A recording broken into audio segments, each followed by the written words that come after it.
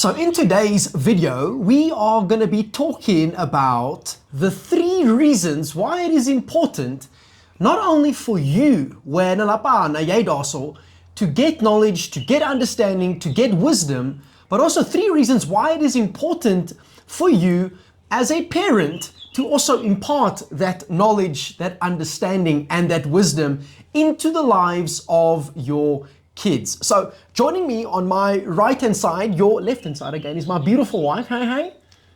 So good to have you here. Thank you. You look as beautiful as ever. Huh? Beautiful. You also look very beautiful. Handsome is a better word. Handsome. Ladies, please use the word handsome when you're referring to a man. Don't say that the man is beautiful. The man is handsome. All right? But before we get into the video today, smash the like button over there. Let's see if we can get this video up to at least 150 likes over there so we can get the truth out into the airwaves, so we can see more and more people ultimately empowered and equipped and educated and living out the life that God has intended for them to essentially live out. Also, thank you so much for the lekker custard Danish. So my beautiful wife brought home some custard Danish as well as a health SOMI. We went for our discovery tests yesterday, health checkups yesterday, and we are pleased to notify you all, thank you Jesus, that we are doing well from a health We're doing a lot better than perspective. last year. Yes, so we made some adjustments and it's been spectacular. What would you say? I know it's a bit off topic now, but what would you say is one of the biggest adjustments that you have made? I know what yours... Since yesterday? No, since last year, for your health results. What's one of the big adjustments that you made from a health perspective? Because you've lost a truckload of weight. Thanks. You have. Thank you. Yeah, she looks beautiful, and I'm very proud of her. Thank you.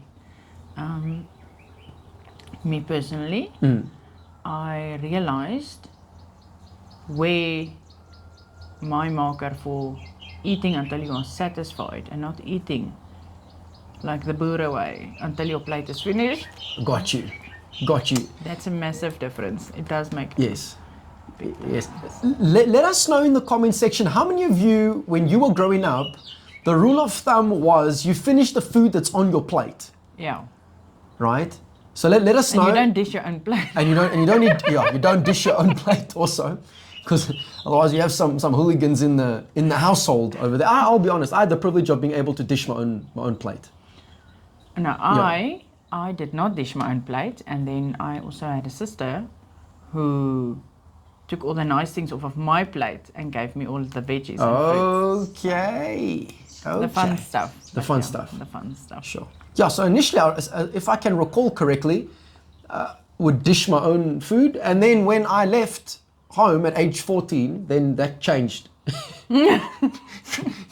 drastically. So I got to experience the best of both worlds over there. So I feel I can resonate with at least some of you that are watching. But on that note, what we want to do is we want to talk about the 3 reasons why it's important for you to impart knowledge into the lives of your kids. Now, I'm also fully aware with regards to who the audience is. So there could be people watching that do have kids, so you currently have kids. Secondly, some of you that are watching, you don't have kids right now. But you know children. But you know children, and you should, and I honestly believe that all of us should be mentoring somebody. Like there's somebody that you should be bringing under your wing and leading and guiding. Being mentored by somebody is first choice. Yeah, and well, then to mentor someone. There's Beth, yeah, but in line with what I'm busy saying right now, like there's definitely a need for all of us to receive mentorship, but also we should be mentoring other people too, right? It's part of the Great Commission of Jesus Christ to go out into the world and make disciples of all nations. So all of us should also be mentoring someone, because we're talking about the 3 reasons why it's important to impart knowledge into the lives of your kids. All right. So this is also going to apply for young people, because I do believe that if perhaps maybe your current parents aren't doing that, the good news is that there are mentors out there that you can kind of line up with and be a part of the difference and be a part of the change and with. Also schools, they give every matriculant a grade 8 newbie to mentor. 100%. So I'm going to swing it through to my wife, but I quickly want to set you up nicely over here. So my wife and I actually were having a discussion not too long ago And I was telling her that one thing that I personally, and some of you might disagree, but that's okay, we can agree to disagree. But for me personally, one of the things that I am truly inspired by when it comes to just Boere mans, right? So like Afrikaner men specifically. One thing that I'm inspired by with regards to them, love them or hate them, the reality is that they are capable individuals. Like they are very skilled in certain facets of life. Now, before someone hops into the comment section down there below saying like, oh, no, you see, you're just talking about those people. I'm just trying to tell you that I'm not saying that other people aren't skilled. It's just an observation and a discussion that my wife and I were ultimately busy having. Yeah, because that's our background. If you have a different background, you can add it to the comments and you are more than willing to tell us that, because we are also willing to learn. Yeah, 100%. So let us know. But I was saying that they are very capable individuals, and then you had mentioned to me that part of the reason for them having and possessing that level of capability and skills within their lives is because the knowledge that the parents have gets imparted into them from a Passed down to the kids. Passed down to the kids from a skills point of view, mindset point of view, etc., etc.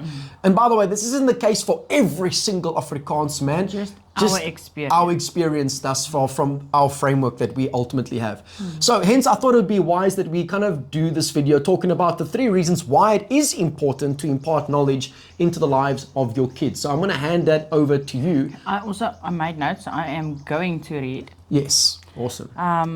Because great leaders are great readers. Yeah, okay. True that. Okay. I did read my husband a quote yesterday. This is also from the framework, obviously, van die boere gemeenskap af. So you'll hear there's a lot of farming stuff included in this. But, you know, you can make your own notes. God can talk to you through anything. Yes, yes, ma'am. Obviously, we live in South Africa, and ancestry is a big word that gets thrown around. So we are including it in our quote for this session. Okay. Okay. 100%. So it says, we do not inherit the earth from our ancestors.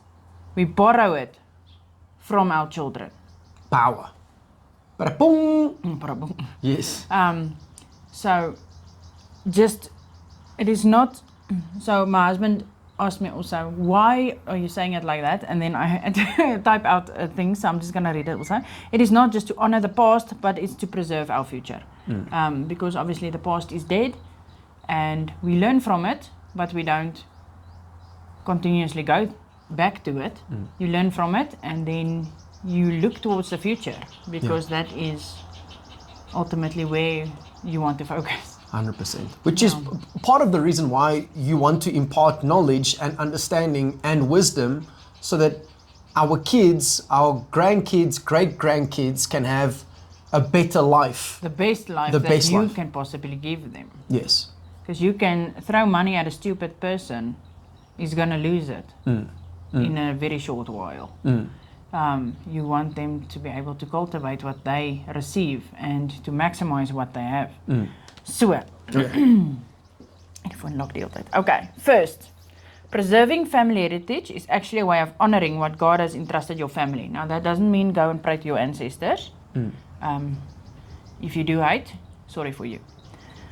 Just like the Bible often talks about passing down your faith and your wisdom through the generations, farmers pass down their knowledge as a way of stewarding the gifts God has given them, because your children also have God-given gifts, and that needs to be cultivated by you. They don't know how to cultivate it themselves. You need to cultivate it.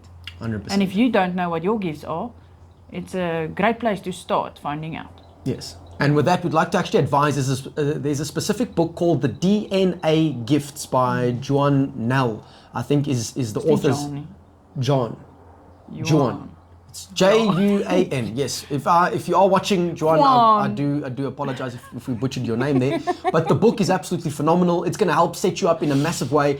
Also, we don't get given affiliation or commission fee in saying this. It's something that my wife and I have done. We also advise other people to ultimately do that. It really helps you to discover what are the natural skill sets or abilities that God has given you as an individual based upon Romans chapter 12 and the giftings over there specifically. So part of the purpose of imparting that knowledge, understanding, and wisdom is to help cultivate those gifts so that they Your can child, be you great set students up your as well. child moving for forward. the best of their ability. You don't want to set them up for failure. You want to set them up for success. So rather they know who they are from a young age.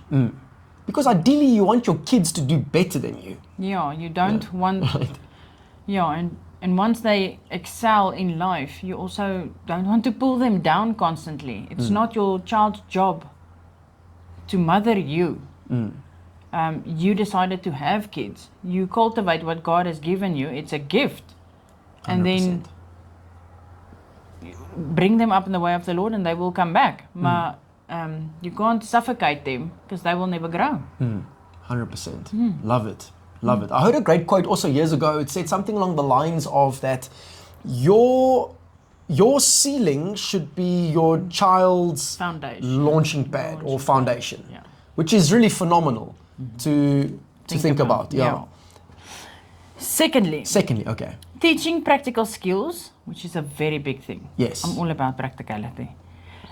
Can be seen as equipping children to be good stewards of the land God has created, because we're all about land in South Africa. In Genesis, humans are given the role of tending and caring for the earth by passing down farming wisdom, and not just farming wisdom. Obviously, I did base it off of farming now, but any wisdom that you have, and it's not a wisdom is not something with an agenda. Let's just cut that out. If you have an agenda, knowledge that you are pushing with an agenda, that's not wisdom. Yes. That is just evil. Yes. Let's call it witchcraft. Yes. Passing down farming wisdom, or any wisdom, you're teaching the next generation to fulfill their own God-given role. So if you want to know if you are actually a good example and you are living in South Africa, think where you are putting or placing your rubbish and your filth. Do you chuck it out a window? Do you pee next to the road? Do you have manners? Are you not ashamed, for example, a child seeing anything?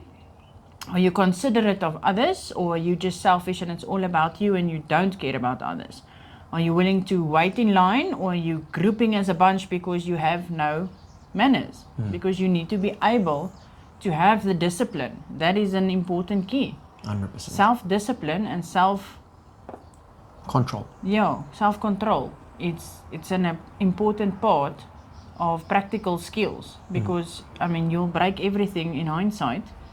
And destroy everything that you are meant to build for your child. You'll break down, and your floor will become their launching pad, and they'll resent you for it. Hey, power stuff. So that's point number 2 over there, teaching the practical skills. Practical skills. Yes. So practical skills also can include things, for example, your cooking, your changing of a tire. Most people don't even know how to iron. Lots of people don't know actually how to cook. Lots of people don't know how to ask for help or even extend a helping hand. Yes. Yeah. And then other things as well. For example, like launching a bank account, doing online banking, investments. Creating a CV. Creating a CV. So all of these things that we actually need within life, sometimes those things don't get imparted. And it reminds me of a story where we told a bunch of grade 7s or a bunch of young kids, I think it was grade 1s of one particular school, telling them the reason why they're supposed to be doing their homework. And we shared with them the reason why you want to do your homework is because one day you don't want to be a dumb dad. You don't want to be a dumb mom one day. When your kid comes to you genuinely wanting help, you don't want to be well, I don't know, go ask so-and-so. No, it's listen, you want to do everything you possibly can from your side to really serve them and bless them and uplift them and also discipline them, yes, but we're not talking about that right now. But in the sense of really just helping them, setting them up in a massive way as far as possible. And by the way, when we say setting up, we're not talking about you do absolutely everything for them, because that's not wisdom, right? You want also to have strong children moving forward, they strong need and to smart. Fail, but you are guiding them through the failure. That it is a process, but you don't set them up for failure. Yes. Because then you also have a broken child that don't think that they can exceed in life. 100%. I remember, I actually got it so my beautiful wife got me this Bible. It's the John Maxwell Leadership Bible. And it speaks of a great concept over there as to how Jesus would mentor people. And initially he would use the illustration, so he's basically showcasing how it's ultimately done. Then he gives the instruction and he shares this is how it's ultimately supposed to be done. And then he continues to set the demonstration. Then he allows them to do it themselves as well, and then he reevaluates or evaluates how they did it, and then he provides the feedback, and then the loop just continues and continues and continues. It's a good growth so it's platform. 100%. So it's a phenomenal way to kind of, with regards to you talking about the practical skills, it's about giving the instruction, giving the illustration, because again, the best way to train your children up in the ways of the Lord is to actually go that way yourself.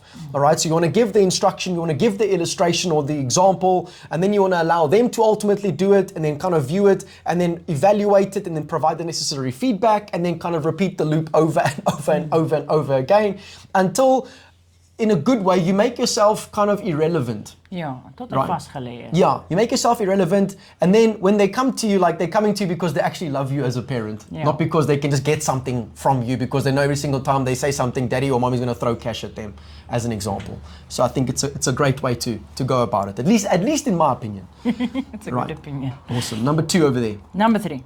That was number 2. This is number 3 number now. 3. 100%. If you're getting something out of this, please let us know down below. Subscribe. Listen, why haven't you subscribed yet? Subscribe for true empowerment. Siyabangena, point number 3. Instilling a sense of responsibility and stewardship is deeply biblical. It's about teaching children to take care of creation as an act of faith. Oh, wow. Yeah. Because people don't actually know how to have faith. It's a word that gets thrown around.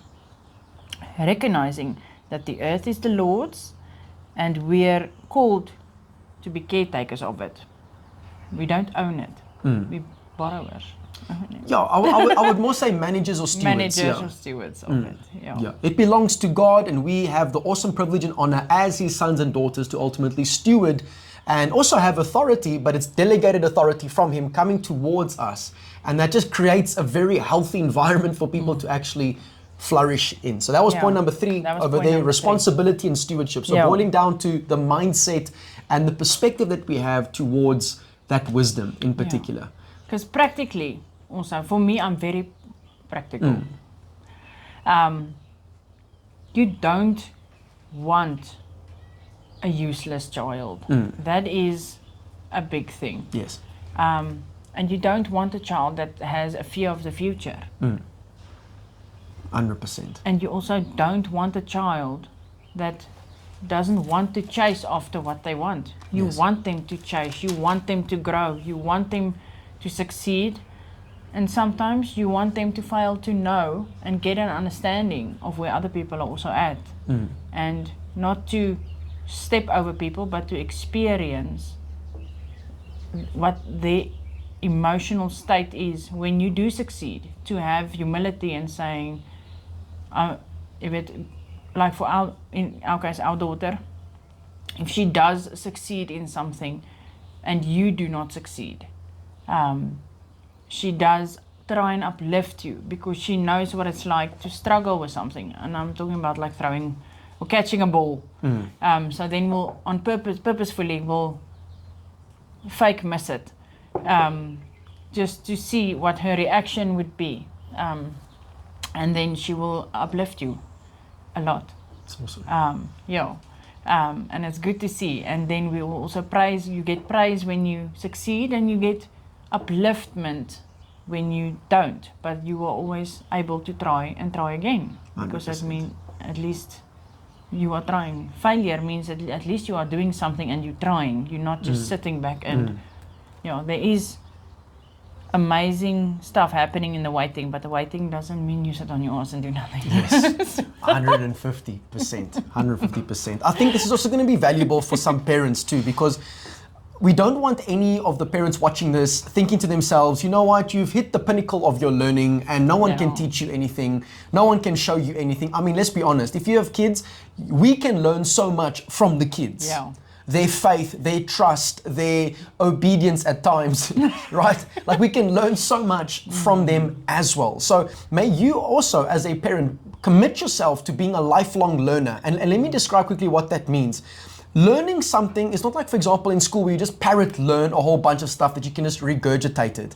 Learning is like you have the same situation happen now to you, but now you are responding differently because you learned something previously. So it's like that practical application of the information that you have accumulated, assimilated, and you're now applying that into your life. Because again, learning isn't supposed to just be, memorizing a couple of things here and there. It's about actually understanding what you are busy learning so you can make the adjustment moving forward. And to close off with this, I mean, as parents, we love to impart, we love to bless, we love to pour into our daughters specifically, and I hope that you do the same too. However, with that being said, that desire comes ultimately from God. Yeah. And God is the ultimate parent who wants to pour into us, direct us, lead us, guide us, empower us, equip us, educate us, discipline us, rebuke us, correct us, encourage us. He wants to do all of these things within our lives because He wants us to grow. And also, I just want to add, having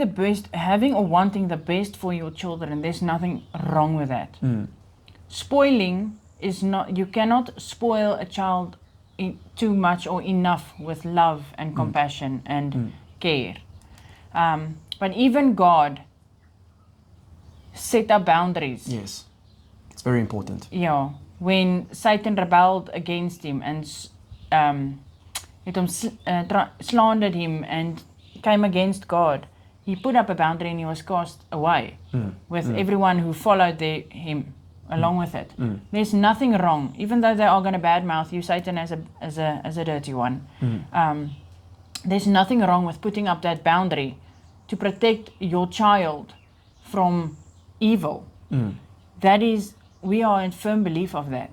I don't, regardless of the role that person deems they are playing, your mandate is to protect what God has given you. And if anything that is corrupt tries to break that, it should not be allowed. So 100%. Because again, freedom comes with boundaries. yeah. Freedom does come with a level of law, right? Like if we want to enjoy freedom within this country, there needs to be law. And with that, there needs to be law-abiding citizens at the end of the day too, in order for us to enjoy the freedom that is ultimately offered to us within this beautiful nation. Yeah. So freedom does require the right boundaries, and that applies for every facet of life, whether it be parenting, whether it be financially, whether it be career-wise, whether it be relationship-wise. It's for every single facet over there. So there's the 3 reasons. Let me know and let us know What your 3 reasons are. what your 3 reasons are. Yeah. Also, if you don't know what your 3 reasons are, let us know down there below as to which one stood out to you the most over there. For me, And why? Yeah, for me it's the practical side of things, because you want to be useful. Yeah, no, at I the don't. end of the day. Yeah, uselessness really frustrates people. You want to be useful, and you want to be handy. All right. Why? Because you want to bless people. And the way you become useful is that you have to also take a couple of knocks here You and have there. to get knocks, because that's how you learn. Yes. And then by failing and doing it over and over, you find out how to not to do it Yes. every time until you get it 100%. correct. Yes. I heard a great saying earlier this morning. The individual said that he said, one of the biggest problems in life is thinking that you shouldn't have any. Yeah. Because it's through the problems that we grow, and as we grow, the more we can give, and the more we give, the more of a fulfilled life we I ultimately live. also read a post this morning from a pastor overseas, and they said, if you do have trials, spiritual warfare stuff, it says, do not complain, because the more you have, the higher your ranking is.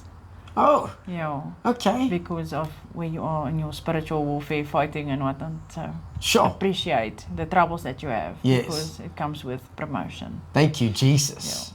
Power stuff. Guys, listen, thank you for watching. We appreciate you all big time. We'll Lord willingly see you in the next one. And subscribe if you have not yet done so. Also, I want to encourage you today, consider becoming a media partner of the William Moyses show. There's a link in the description down there below. And with you partnering with us financially in that regard, you help us to remain uncensored, independent, as well as free, which is what we are aiming for. So we can get the truth out to you, uncompromised, right there into your living room, into your boardroom, into your school, into your department, so we can see this country ultimately be transformed and changed. My beautiful wife, baie lief vir jou hoor. Mwah. May you all have a wonderful day further.